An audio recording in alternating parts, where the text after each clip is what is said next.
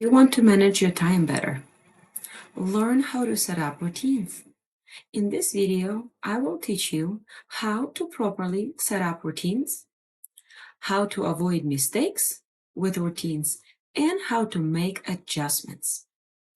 You're listening to Thrive with Tatiana. I'm a life coach for women, and I want to help you thrive. Let's dive in. I will use an example of how to establish a morning routine. The biggest question to ask is, what is your goal? What are you trying to achieve in the morning? If you have to go to work and if you have to drop off kids at school, at daycare, your goals will be different from somebody who doesn't have kids, whose kids are grown up, and from somebody who works remotely.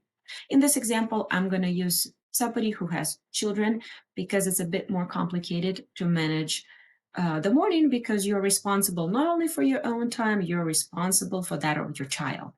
So you identify that, hey, you know what? My goal is just to get us ready, get out of, be at school by 8:30, and I want to get to work by 9 a.m. Goals might differ here. Somebody might say, you know what? I want my morning to a bit more calm and less chaotic. I want to do less screaming, or I want to be more productive in the morning. I wake up early and I have all these things that I want to accomplish before I start work. Next, you are going to write down that list what you want to accomplish. This will look something like that. It's a very simple example. You want to get up, get dressed, make breakfast for everyone, get the kids up, feed them, get them dressed, and pack their lunch. Then you need to identify the time you wake up and the time, let's say, you need to be out the door. You identifying your available time in the morning and then breaking it into chunks. So in this example, let's say I get up at 6:30 a.m. and I need to leave the house by 8 a.m. So you have an hour and 30 minutes to accomplish your morning goal. So let's see what it will look like, in an example. 6:30 is a green light, as a traffic light to show you that, hey, this is the time you get up, and 8 a.m. is your red light time you have to leave the house. When you chunk your day like this, you realize the time you have available to accomplish your list for the morning. The less time you have, the shorter your intervals will become, especially if your list is long. Here you see an example of me chunking it in 15 minutes, and then there is a longer chunk in 30 minutes. So let's apply the list that we wrote down to this example. You wake up, let's say you check your phone at 6:30, you've got those 15 minutes to wake yourself up and get up. At 6:45 is your time to get dressed. You get yourself ready, and maybe you need 15 minutes for that. Between 7 and 7:30, this is the time you cook breakfast and you pack lunch for the kids. By 7:30, you know that your kids need to be up and eat their breakfast so that by 7:45, they're dressed. And by 8 a.m., you're all in the car. This is how you look at your morning routine. You identified what you're trying to accomplish so that you're meeting your morning goal. The same rules can apply to your afternoon routine. The same can apply to the evening routine. I want you to understand the main point is define your goal, chunk the time, and assign for each category what you're going to do. Now, let's review mistakes that people can make with routines. The goal of the routine is to help you accomplish your morning goal by managing your time better. So when you have too many routines and too rigid schedule, it's more restrictive than empowering. For example, you've chunked your morning either to 15-minute intervals or to 30. And let's say between 7 and 7:15, your children eat breakfast, and between 7:15 and 7:30, they get dressed and maybe play a little. The point here is not to be very strict and say, hey, no, you have breakfast now. The point is, you know what's coming next in your schedule. The point is that you know how much time you have to accomplish something. However, if your child says, hey, can I play, get dressed first, and then eat? It's okay. The goal of these time chunks is to help you flow. It's not to be rigid and say, no, that's what we do at this time. I hope that's clear, because it's a very common mistake. Another mistake is when we rush into routines. So please introduce them slowly. Test them with your schedule, test them with your family's schedule, and see how the flow is going. Identify the moments where you're struggling, where you can adjust something so it goes smoother.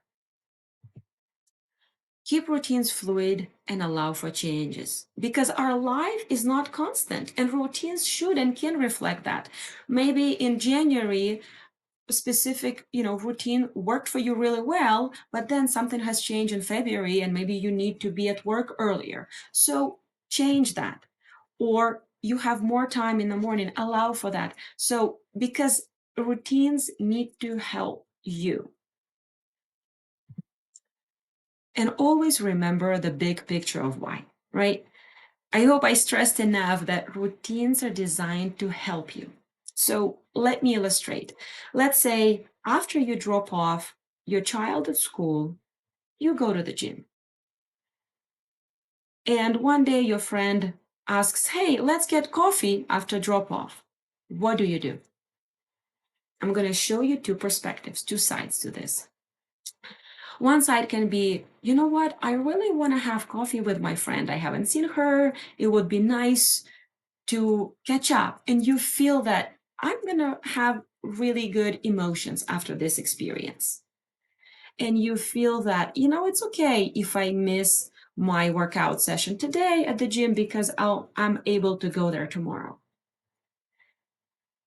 That's one perspective. Another perspective, if, for example, you think, I really love my routine, going to the gym on a regular basis really helps me feel good.